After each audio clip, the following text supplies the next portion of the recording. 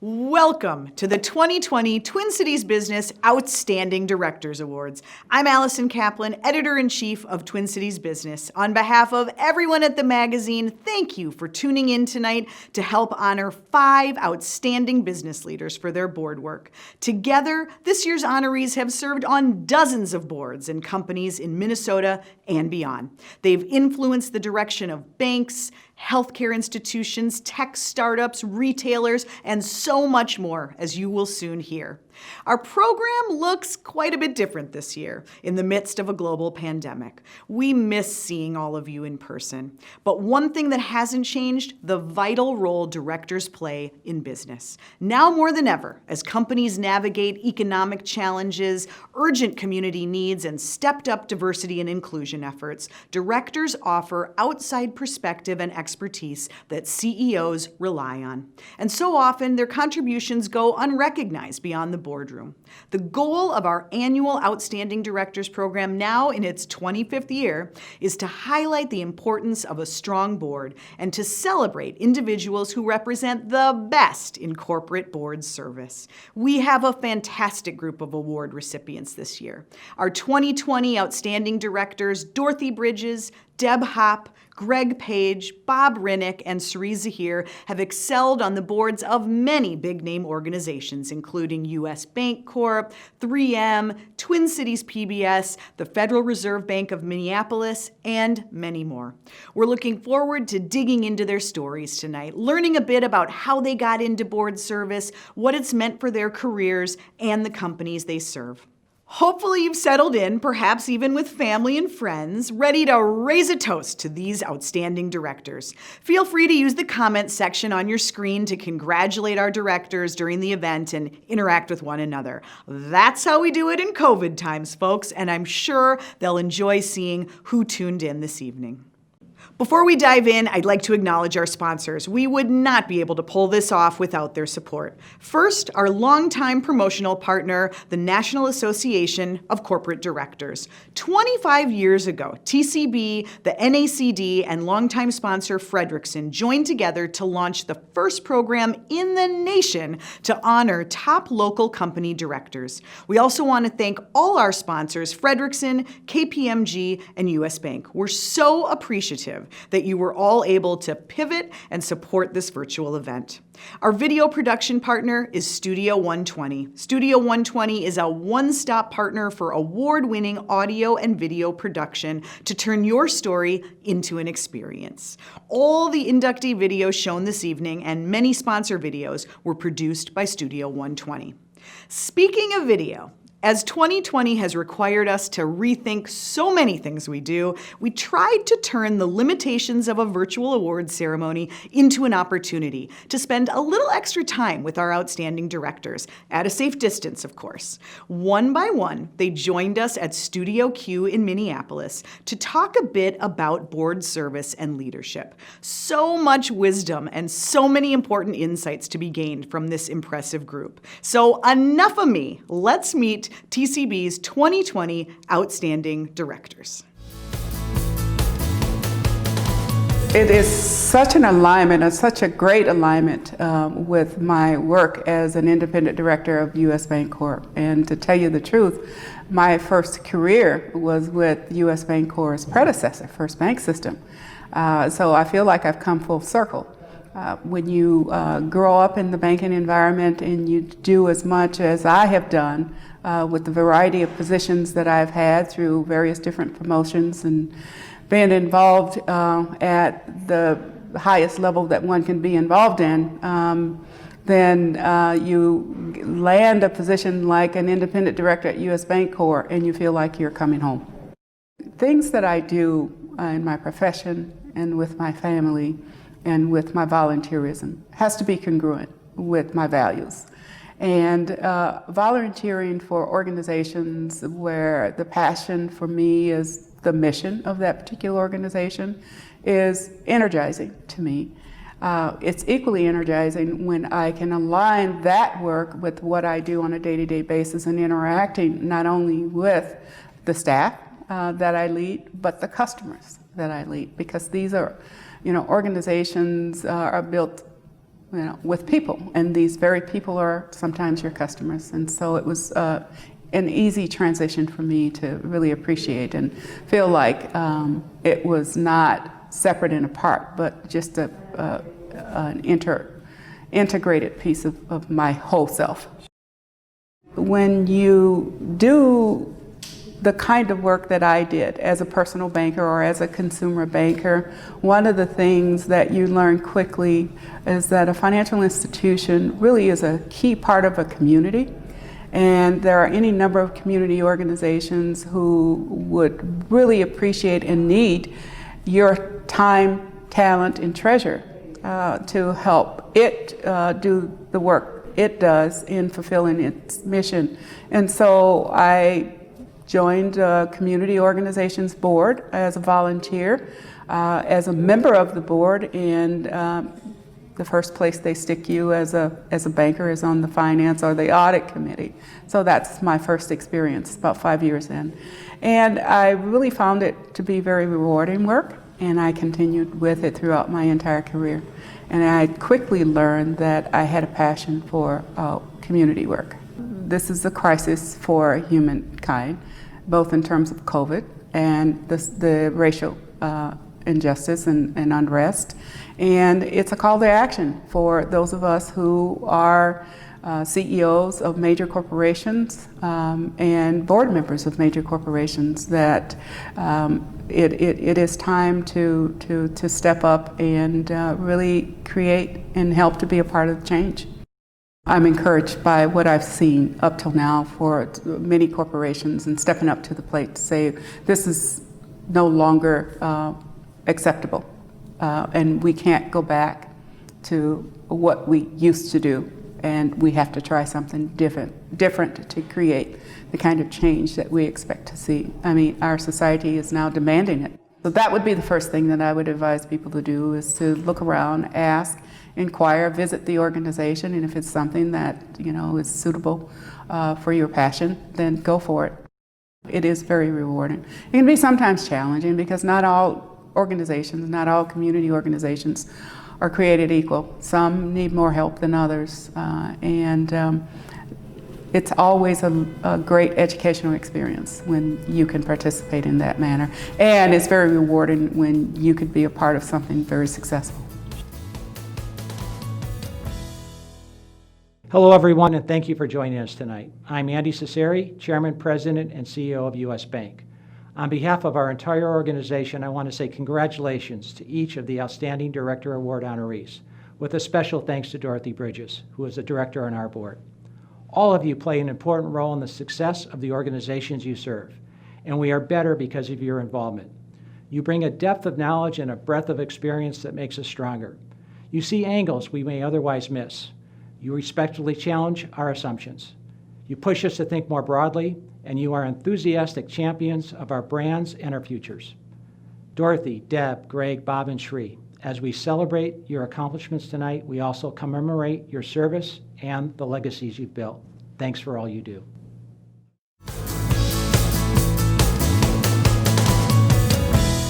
Well, I sure didn't set out to do it, and I was asked to join a board, oddly enough, at the time of a public company, because I happened to know one of the principals, and they were looking for someone with experience in media and publishing. And this was a satellite company, which at the time, it was in a big, a lot of people fighting for market share. So it was really fun. And from there, my friends who were serving on nonprofit boards, that's sort of how that works. They started recruiting me to go on to smaller boards, which led to bigger boards. And then the satellite company was sold, and then for a while I wasn't on a board, a business board, and then someone else I knew invited me to join their board, and it just continued to snowball from there. And far more nonprofit boards than business boards, but I've been on 5 or 6 business boards, and it's been wonderful. I mean, I highly recommend it for anyone. And I think there's 3 basic things you get from it, and anyone gets from it, aside from the company benefiting, you hope, from what you bring. But there's this opportunity for professional development you can't get anywhere else. You get to see leaders at work. You see real-time problem solving with people often with much more experience than you have and expertise in areas like accounting and finance and mergers and acquisitions and those sorts of things, which I certainly didn't have experience in. And you develop also a wonderful network that's both personal and professional. I mean, to be on boards in my 30s and 40s with the C-suite of the Twin Cities, I mean, you name it, a corporation. I've been on a board with probably every major corporation, someone in their C-suite, often the CEO, and how else would that happen? And also a really wonderful builds a network for who to call.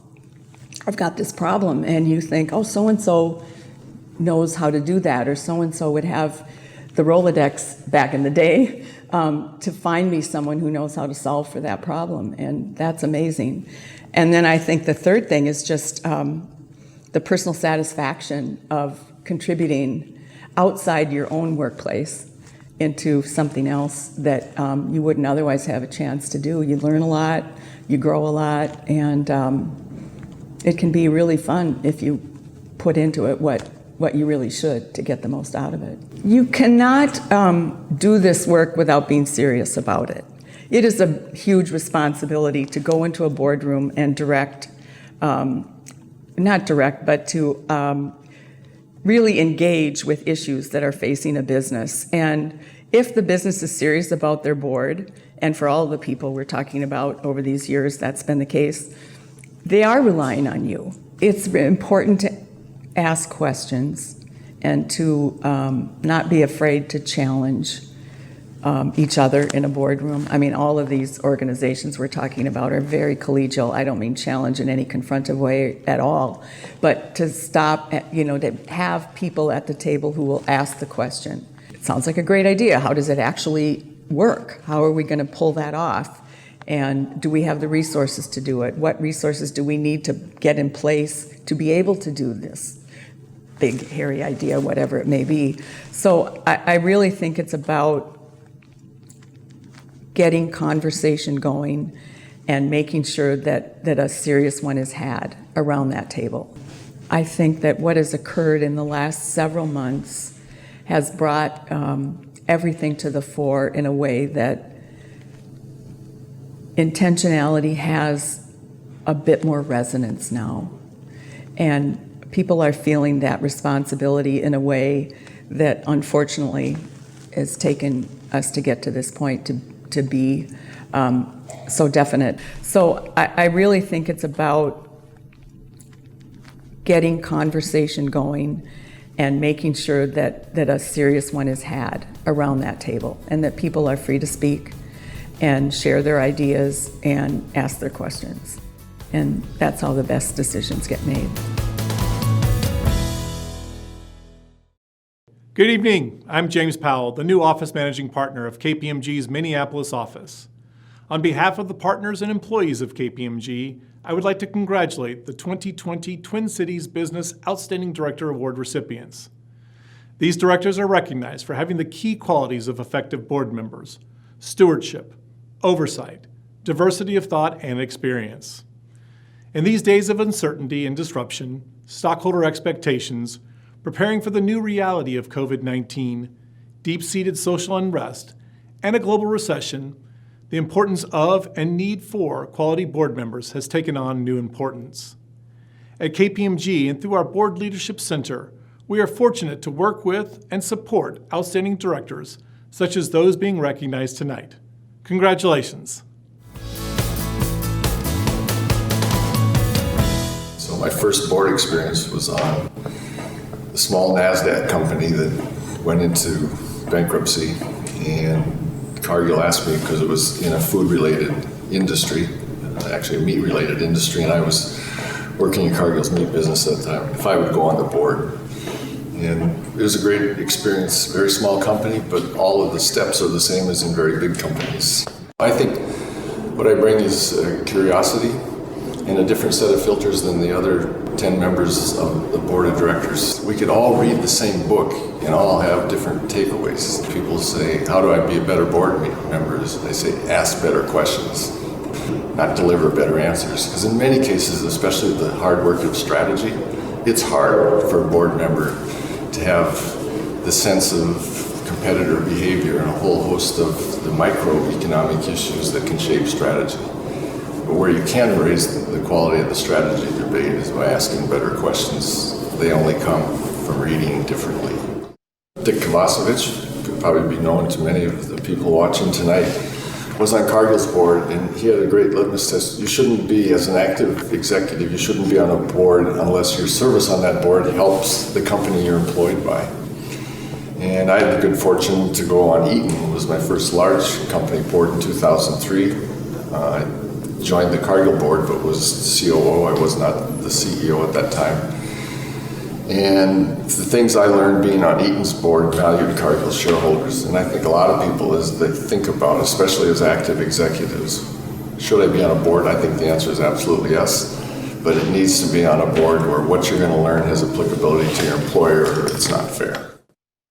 Knew relatively little about 3M other than it was one of the great corporations in Minnesota business landscape. So I was flattered to be asked, learned a lot, and enjoyed a couple-hour conversation with Inga, and subsequently did end up joining the board. There was about a 1-year overlap with Bob Ulrich, who I did not know before, and enjoyed that opportunity as well. So each of the boards that I'm on has now made a CEO transition. Clearly a huge role for a board is to make that decision and then to nurture the transition in a way that allows the highest chance of success for the company and for the new CEO. What I'm very proud of is the fact that all the cases that I've been involved in board service during the transition, we promoted an internal candidate, which I think should be a board's objective. They can't exclude external candidacy, but I think if you're really taking your role of preparing for transition, not just at the CEO level, but in the next tier and the tier below that, that you should have really good choices amongst your legacy employees. Here, the corporate community is expected to do things outside the fences of their company at a level that's way above any other city where they've had experience. So I think not just the collaboration about best practices or handling a crisis, but I think just in the day-to-day life of the city, what's expected of CEOs of Minnesota companies is at a higher level of broad community involvement than other places. First of all, it's hard to hide. It's a small town, and so the absence of anonymity, I think, gets people feeling more accountable and more involved, and you feel like your fingerprint's making a difference. I guess that'd be my advice. If you're given a task, just do it well. The second is, I moved 9 times, and I don't think the world is going to demand that kind of geographic flexibility in the future. But in big multinationals, we can't take our culture and our technology and our style of doing business in a handbook to new countries and to new industries. And so there will always be the need for adventuresome spirits. And I think that's one way you can raise your odds, is if you have the good fortune and the willingness to take those atypical assignments. But I would have said do whatever you're doing well. But regrettably, I cannot report that I had a plan. Good evening. On behalf of the Frederickson and Byron Corporate Governance Group, I'm pleased to congratulate our outstanding directors of 2020. Governance is not just a box to be checked off a list. Excellent governance takes hard work and engagement by driven leaders, and we certainly need excellent governance now. In times of turbulence, stakeholders look to the highest levels of corporate leadership for guidance. Our current challenges are many, from learning how to Zoom to creating strategy in the face of significant uncertainty, to addressing all manner of ESG and sustainability concerns, simple operational matters that aren't so simple anymore, and critical inclusion and diversity initiatives. However, with challenge comes opportunity. Opportunity to effect change with strong directors leading the way. There is much work to be done, and we are fortunate to have these outstanding directors modeling the necessary integrity and commitment. So honorees, thank you for inspiring us to strive for excellent governance.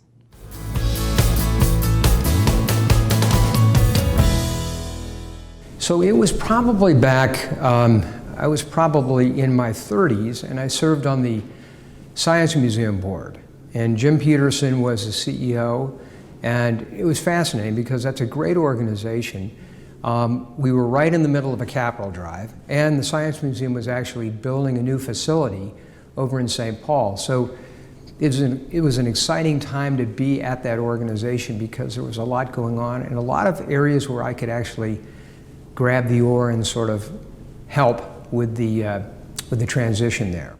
The idea of sitting on a board is all about giving back, and I've probably spent upwards of 40 plus years in the banking and investment banking and private equity world, and I've gathered a fair amount of knowledge working with companies, for-profit and not-for-profit, seeing them execute their business plans, some well, some not so well, helping them finance their growth. And this is an opportunity to really help the management teams be sort of a guide for their journey, give back. Knowledge is only important if you can use it and share it with others. And being on a board, the boards in question that I've been on have given me an opportunity to actually provide that sort of knowledge transfer, if you will. Your role as a director is really to be more of a help or an assist to the management team, to the CEO and his people. We're not there to deal with operating issues. We're there to deal with strategic issues or issues that are important to that CEO and to that company in terms of getting them forward in terms of their business plan. Importantly, I think our job is really to be that guide for that journey ahead, to keep them on that business plan and help them execute their goals. These companies are going on a perilous path. There's lots of issues that can affect them, both from a financial standpoint and from an operating standpoint. We see companies that, particularly growth companies, because that's what I deal with. I deal with these companies that are growing very quickly. We call them commercial stage growth companies. And these companies are involved in trying to go to market, which means trying to sell their products. And in that process, they're trying to figure out how they can finance the inventory and the products that they have, and also be able to generate a margin sufficient to keep the businesses going. As we grow these businesses, they employ people, and they also create more wealth in the community. So that wealth is what propels our economy and keeps the Twin Cities a vibrant place to live. We all need to be more enlightened, and we all need to be more inclusive. And if you say, I know everything I need to know, or I'm inclusive at this point in time, you're kidding yourself. And my company, Piper Sandler & Co., which I'm part of, is going through a very extensive program of re-educating everybody to be more conscious and inclusive. The best leaders are those who serve others. And we have a great many people in the Twin Cities that serve in that role. We just had a new class of young people start at my company. And what gives me optimism is looking at these young people and the enthusiasm that they have and the energy that they have. And I look at that group of young people and I think we are in for better days. They have an optimism and an outlook on changing the world in a positive way, and that's what gives me hope. For almost 2 decades, the NACD Minnesota chapter has helped participating directors be more effective in the boardroom, add value to their companies, and foster the positive image of corporations and business organizations through improved governance. The chapter serves over 550 members in all business sectors, as well as a broader community of non-member directors and executives by offering educational programs and roundtable discussions.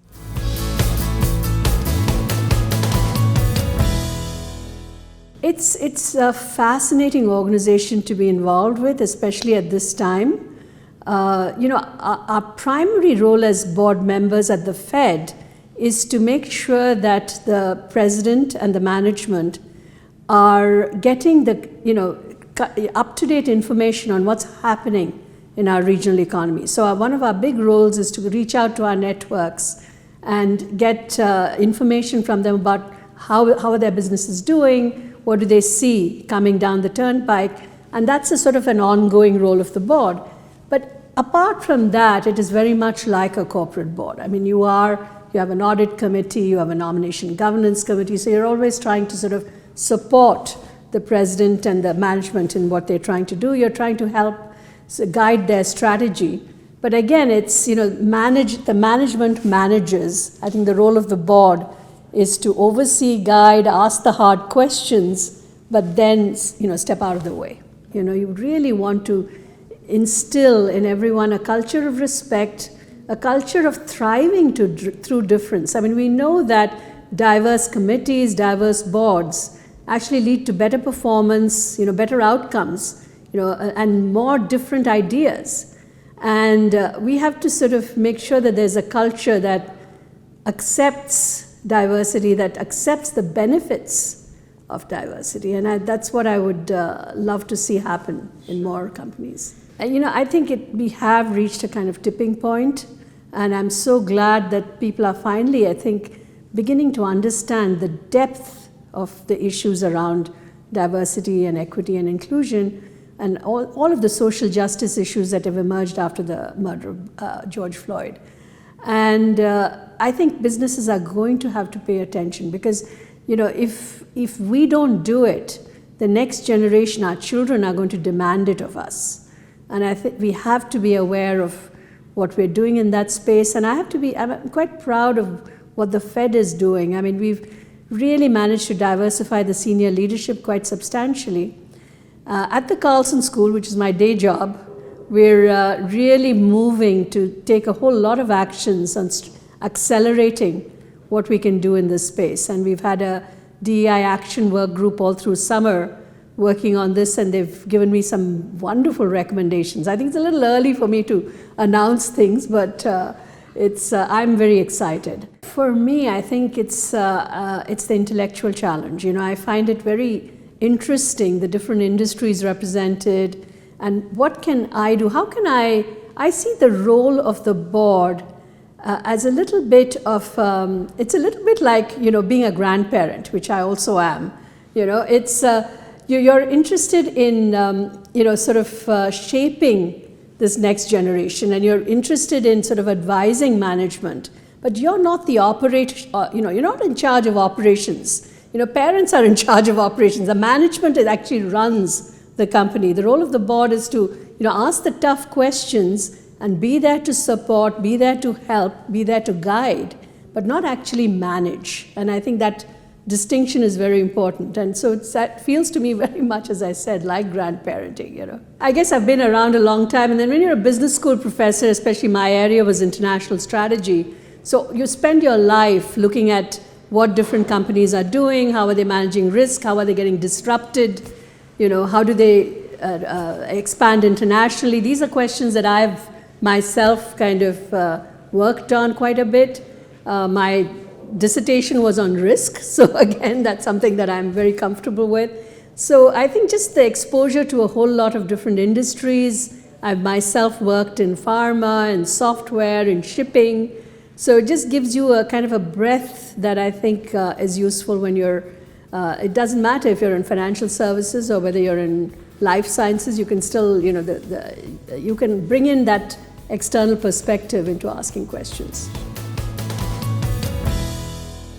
See, I told you were going to be inspired. Talk about outstanding. To all of our 2020 honorees, Dorothy Bridges, Deb Hopp, Greg Page, Bob Rinek, and Sri Zaheer, we hope you can feel through the Wi-Fi how widely admired you are by those in our business community who nominated you for this award, and by all of us at Twin Cities Business. Thank you for taking the time to share your insights with us and for all the work you do on behalf of Minnesota's businesses. Once again, thank you to our gold sponsors, Frederickson, KPMG, and U.S. Bank. I'd also like to thank our industry partner, the National Association of Corporate Directors, And on behalf of Twin Cities Business, a huge thanks to all of you for joining us tonight. Thanks to everyone who nominated a director for consideration this year. Please keep them coming. 2021 will be here before you know it. Thank goodness, right? I hope you enjoyed learning more about our 2020 Outstanding Directors. A recording of this event will be available online in just a few days if you want to share it with friends and colleagues. On behalf of everyone at the magazine, have a fantastic evening.